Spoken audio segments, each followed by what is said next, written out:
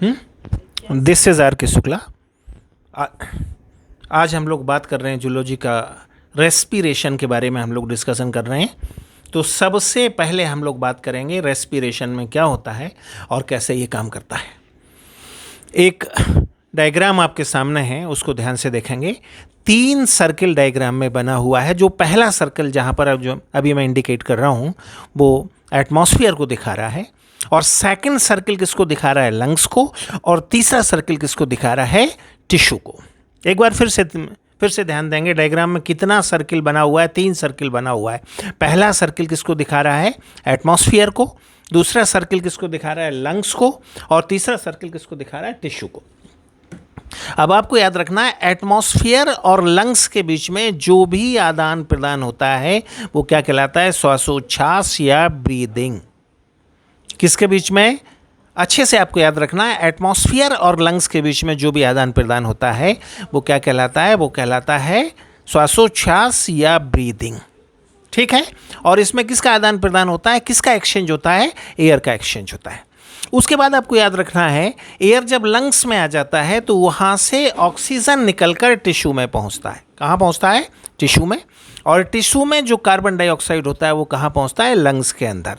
And this exchange is called as internal respiration और आंतरिक श्वसन। एक बार फिर से हम लोग बात करेंगे। कुल मिलाकर 3 सर्किल यहाँ पर है।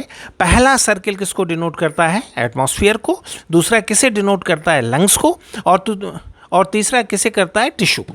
अच्छे से याद रखना है, एटमॉस्फेयर और लंग्स के बीच में एयर का एक्सचेंज क्या कहलाता है? ब्रीदिंग और श्वासोच्छ्वास। ठीक है। लंग्स से ऑक्सीजन का टिश्यू में पहुंचना और टिश्यू से कार्बन डाइऑक्साइड का लंग्स में पहुंचना, ये क्या कहलाता है? इंटरनल रेस्पिरेशन और आंतरिक श्वसन। इतनी चीज़ों का स्टडी कुल मिलाकर हमें करना है रेस्पिरेशन में।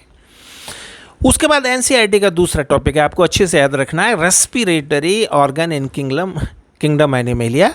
उसमें एक चार्ट है। अपर साइड में आप देखेंगे तो सारे फाइलम के नाम लिखे हुए हैं। अगर आप सेंटर पार्ट पर जाएंगे तो आपको याद रखना है कि फाइलम के नाम को याद करने का टिप्स है, लर्निंग टिप्स है, जिससे आसानी से आप याद कर लेंगे। सबसे पहले हम लोग बात करते हैं सेंट्रल पार्ट के बारे में।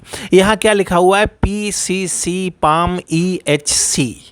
पहला P फॉर पॉरीफेरा। जो पहला फाइलम है वो कौन सा होता है? पॉरीफेरा। उसके बाद दूसरा फाइलम कौन सा है? सिलेंट्रेटा। तीसरा फाइलम कौन सा है? टीनोफोरा। चौथा फाइलम कौन सा है? प्लेटीहेल्मिन्थेस। उसके बाद एस्केहेल्मिन्थेस। उसके बाद एनिलिडा। और आपको अच्छे से याद रखना है, यहाँ तक का सारा डिस्ट्रीब्यूशन में कोई भी रेस्पिरेटरी ऑर्गन नहीं पाया जाता। अच्छे से आपको याद रखना है, पहला 6 फाइलम कौन सा? Phylum porifera, phylum coelenterata, phylum ctenophora, phylum platyhelminthes, aschelminthes और एनिलिडा। इनमें कोई भी रेस्पिरेटरी ऑर्गन नहीं पाया जाता।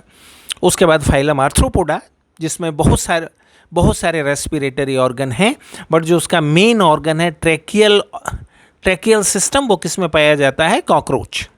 उसके बाद हम बात करेंगे मॉलस्का, और मॉलस्का में क्या पाया जाता है? गिल्स। उसके बाद हम बात करेंगे एकाइनोडर्मेटा में रेस्पिरेटरी ऑर्गन एब्सेंट होते हैं। ये बात आपको याद रखना है, कोई स्पेसिफिक रेस्पिरेटरी ऑर्गन नहीं पाया जाता।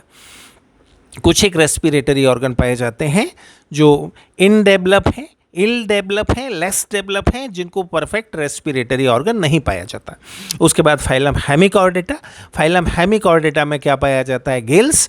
और उसके बाद आपको याद रखना है फाइलम कॉर्डेटा में गिल्स या स्किन या लंग्स।